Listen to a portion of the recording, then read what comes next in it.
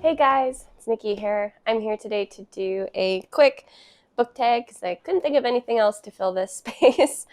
Although my most recent videos that went up weren't really about this, the beginning of my month was, and that is science fiction. So today I'm going to do the Astounding Science Fiction book tag. It was created by at Michael K. Vaughan. That's where you can find his channel on YouTube.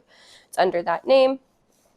And it's just 8 prompts. For anybody who is interested at the end of this, please consider yourself tagged. I'm not going to just tag specific people. And I'll just jump right in today. The first is, what was the first science fiction book that you read, and what did you think of it? The first one I remember reading, like distinctly remember, was The House of the Scorpion by Nancy Farmer. I looked this up. It was published in 2002. I probably read it that year because I was about 10. It was a little too mature and graphic for poor 10-year-old Nikki. I was somewhat sheltered. And I just remember finding it really interesting, and then other parts were just like, holy crap, what's going on? I don't understand. There's so much, there was a lot of graphic detail that I had a really hard time wrapping my head around. The basis is that you're following this young boy. His name is Mateo. He is the clone of this drug kingpin. And yeah, it's very weird. And you're basically following him escaping this compound and becoming living in a place where people don't know he's a clone. It's very strange. I don't even remember if I liked it or not, to be quite frank. It was that long ago and had such a weird impression. Prompt 2, what was the last science fiction book that you read? What did you think of it? The very last science fiction book I read was To Be Taught If Fortunate by Becky Chambers, and I very much enjoyed it. Not as much as Some of the Wild Built, and about on par with what I thought of The Long Way to a Small Angry Planet. So in other words, I really enjoyed it, which I'd already said, but it wasn't like a 5 out of 5 book for me. Number 3 is, if you love science fiction, what made you love it? 2 things. The first was that my father loved science fiction movies, science fiction books, although he did tend to do more horror sci-fi or thriller sci-fi for books. So then I picked it up because, well, he's reading it, it must be good. And although I didn't necessarily enjoy the same ones he did, I did eventually find plots and characters that just really clicked with my preferences. 4, what is your favorite science fiction movie? The only one that comes to mind is going to feel super cliche, and that's the original trilogy for Star Wars. I grew up with the original trilogy. My sister was obsessed with it. She's a couple years younger than me. So when I would come home from school, it would always be on, and we were always watching it. And it has a special place in my heart because of that. And it's something that I will go back and watch again and again and again. Prompt 5, what is your favorite science fiction TV show? This is another very nostalgia-tied show for me, and that is Star Trek Deep Space Nine. And again, it's because I grew up watching it. My mom loves this show. She rewatches it regularly to this day. Now that it's on things like Netflix and Disney or wherever it is that she watches it, but she loves it. And I grew up watching it because she always put it on when it was on, no matter what time of day. If she was home, it was on TV. And the stories were just a lot of fun. And there was always something new to learn or characters to get to know. And I would argue it's still one of the better Star Trek series. Number 6, what science fiction book do you feel should be read more often?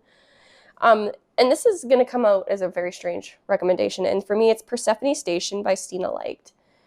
And it's a space opera filled with a lot of lesbian, bisexual, and non-binary characters. And while some things did fall flat, I did still enjoy this book, and I think it has a lot to offer. And I think if more people read these kinds of books, we would more often get more entries into this kind of subgenre, because I think that it had a lot of potential and it was exactly as presented. I think I'd set my bar a little bit too high in terms of what the book was going to do, because it did keep a lot of things that I find a lot of older science fiction has, which is you get a lot of world building, your characters aren't as developed, and the story is a little bit more predictable. And while I don't mind those things, I just wasn't necessarily anticipating it, because a lot of what I read does have a lot more in-depth character work. But it's definitely something that I highly recommend, because if nothing else, the more people that read it, the more it'll show publishers that we want that kind of thing. If that's how the publishing world works, I don't know. 7, what is your favorite science fiction short story? For me, it is, there's tons, but one that particularly always loops back to me is Kin by Bruce McAllister. It is just like a story of family and this boy who desperately wants a sibling, and he goes to extremes to do it, and then you meet this other alien character, and it's kind of how they're back and forth. Like, this entire short story takes place over like a single conversation these two characters have, and it's an incredibly moving story, and I loved it. I was introduced to it actually on LeVar Burton Reads. If you guys like audiobooks, that's actually where I'd recommend taking it in. LeVar Burton does a great job reading it. He's a really great cadence and rhythm, and just really does the story justice. And then the final prompt is 8.